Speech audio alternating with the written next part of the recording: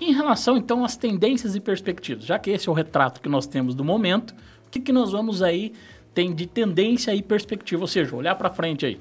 Eu tô aqui com um relatório de mercado que toda segunda-feira o Banco Central divulga que ele pega as expectativas de todos os órgãos, as instituições financeiras, calcula a mediana, o máximo, o mínimo e divulga. Isso aí é um direcionamento que o mercado utiliza. Hoje nós estamos com uma perspectiva, uma expectativa de que em 2021 a gente vai fechar com a inflação em torno de 5,05%, 5,2%.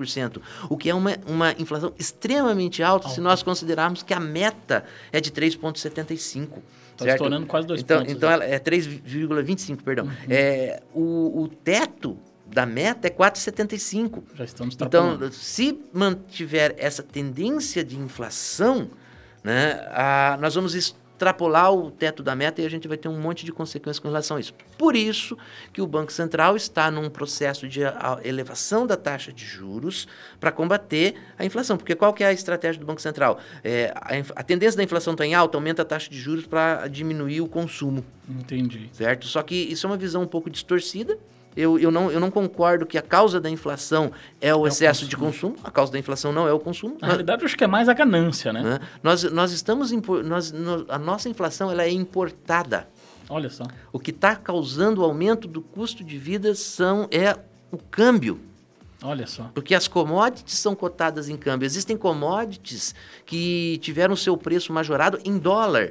E aí nós tivemos um outro problema, que é a inépcia e a inércia do governo de tratar as questões fiscais, né, que está gerando déficits sucessivos, que está aumentando o risco país, né? E daí o câmbio está aumentando. Então, além dos preços subirem em dólar, a nossa moeda desvalorizou. Entendi. Então, você tem um aumento de preço em dólar e você tem um aumento do câmbio que há 3 anos atrás, estava 3,20. Hoje nós estamos com o câmbio a 5 e a expectativa é que o câmbio feche o ano na faixa de R$ 5,40. E vai se manter nos próximos anos. O dólar não vai abaixar. Então, nós vamos persistir com preços altos. Ou seja, então para quem é exportador, tá bom? Tá ótimo, tá excelente, mas isso lembrando que é uma minoria. Sim. Né? Não é a grande massa, não é o consumidor de fato que vai ali adquirir esse tipo de produto. Se ele exporta e a competitividade dele é via preços no mercado internacional, ele tem uma vantagem. O agronegócio, por exemplo... O agronegócio tem uma vantagem, certo? Por isso que a gente está exportando... E que está nos sustentando, né? Nós estamos exportando muita carne, o que está fazendo o preço interno subir. Eu estava conversando com um amigo esses dias que é da área, ele falou assim, professor, o preço histórico da arroba do boi é $25, hoje está 50. Olha só. Certo? Então, o que isso impacta internamente? Agora, são decisões tomadas erroneamente ou decisões não tomadas que causaram o déficit fiscal, que está causando o dólar explodir e isso está impactando numa pressão dos preços. Então, para você ver, os preços administrados, que são os preços monitorados por conta água, luz, telefone, gasolina, transporte coletivo, a expectativa é de que esses preços subam em média 8%. Mas tem pessoas que são mais negativistas que estão achando que vai subir 10%. O gás. Então, esses preços que afetam direto o pobre. Tudo no mercado monopolístico, né? No mercado de monopólio. Sim. Né? Ou oligopólio, alguma coisa ou outra. E aí o preocupante mais ainda que esses setores aí que você acabou de dizer tem regulação, né? E tem gente que fala, aumentou o preço, não vamos comprar. Mas existem produtos, em economia a gente fala que a demanda é inelástica, ou seja, o preço vai subir, mas eu preciso comprar o arroz. O preço foi para R$30 o pacote do arroz, de 5 quilos, mas eu preciso comer. O botijão de gás é a mesma coisa. O botijão de gás foi para R$100, eu preciso comprar o botijão de gás. O combustível, mesma situação. Mesma situação. E o que tudo isso? Vamos lá, em relação a PIB também. O que é projeção para PIB aí? A nossa economia vai crescer. Vai crescer. A nossa economia, mas em cima disso. Em cima disso. Majoração de câmbio e exportação. O que está hoje dando um pouco uma vantagem aí é realmente a balança comercial. A expectativa da gente ter uma balança comercial superavitária. O governo divulgou um dado recentemente ali, que é o resultado da balança comercial de abril. Ela foi muito boa, certo? E há uma expectativa também de que se aumente o investimento direto no país, né? Então, a gente vai ter, sim, um crescimento na faixa de 3%, se não tiver mais nenhuma barbeiragem. Isso aqui é a previsão hoje. Semana que vem, se tiver uma barbeiragem na área econômica, essa previsão muda. Tanto pode melhorar, se não for barbeiragem, né? Mas se for uma barbeiragem, vai piorar.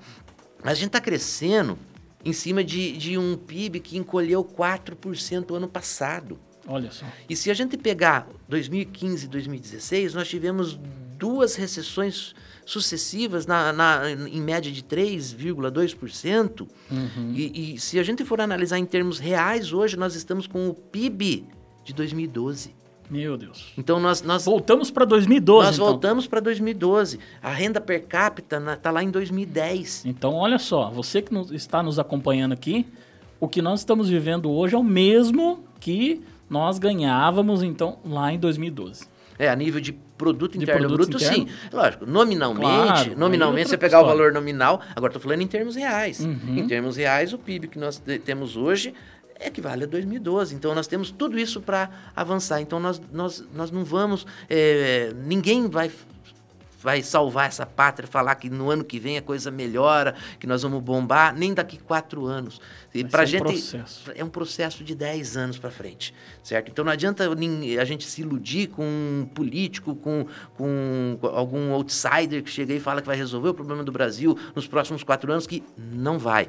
Então tem que ter muito trabalho, muita responsabilidade para lidar com a questão econômica, né? Para que a gente minimize o problema. Nós estamos aumentando o número de pobres, aumentando o número de indigentes. Né? Isso está visível nas ruas e só quem não está percebendo isso é insensato, né? E quem está se preocupando com isso são as ONGs, as instituições, porque qual é a preocupação que o governo está manifestando com relação ao crescimento do número de pobres no nosso país? Não há uma política de fato de inclusão. Né? Não tem, infelizmente, e até porque passa por financiamento. Nós vimos o orçamento... O orçamento está espremido. Esse orçamento que foi aprovado recentemente, uma aberração, né? A gente vê um monte... Na realidade, só fazem o orçamento do exercício, só fazem 2 semanas que foram aprovadas. E um orçamento que não está priorizando essas questões, a saúde, a educação, o próprio censo, que nós precisamos dos resultados do censo para redirecionar as políticas sociais dos próximos 10, 20 anos. Pensar o país futuro. Exatamente. Então,